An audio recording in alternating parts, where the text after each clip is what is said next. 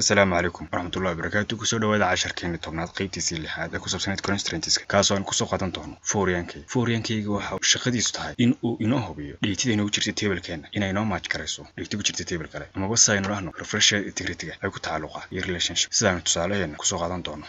kadib waxaanu tegaynaa databaseska waxaanu dooraynaa database-keeni ahaa pro database kadib waxaanu dooraynaa data diagrams kadibna right click baynu leenahay new data diagram baynu leenahay. markuu formka inoo soo baxo waxaynu u kaydsan laba table oo keliya database-keen pro database ah sa ay tahay labadeenan table aynu doonaynaa inaanu ka dhaxaysiino xidhiidh kadibna ar baynu leenahay tableka kalena ar baynu leenahay close baynu leenahay. kadib tablekeenan hargeysa ah aynu doonaynaa inuu xidhiidh la yeesho tablekan kale ah iyo howage kadib waxaanu soo qaadaynaa si aynu u samayno fouriankey tableka kale uga noqdo primarykeygan tablekan hargeysa inagoo primarykeyga tableka kale ee UH kadibna xiriirkan aynu sameeynaa imika waxa uu kala noqonayaa primarykey iyo fouriankey. primarykey xiriirkan waxa uu ka yahay tableka la yiraahdo hargeysa fouriankeyna waxa uu ka noqonayaa tableka la yiraahdo UH kadibna okay baynu leenahay kadibna okay. sidaas ayaanu ku samaysmaa fouriankeyga soo aynu hadaba query ahaan ugu qorno fouriankeyga sida caadi ahayd waxaanu qoraynaa alter kadibna waxaanu ku xigsiinaa tableka magaciisii kadibna add baynu leenahay ku xigsiinaa constraint magacaynu bixinaynay aynu qoraynaa si aynu hadhow uga delete garan karno bilaaba hadda aynu u baahano. kadib waxaanu ku xigsiinaa fouriankey oo ah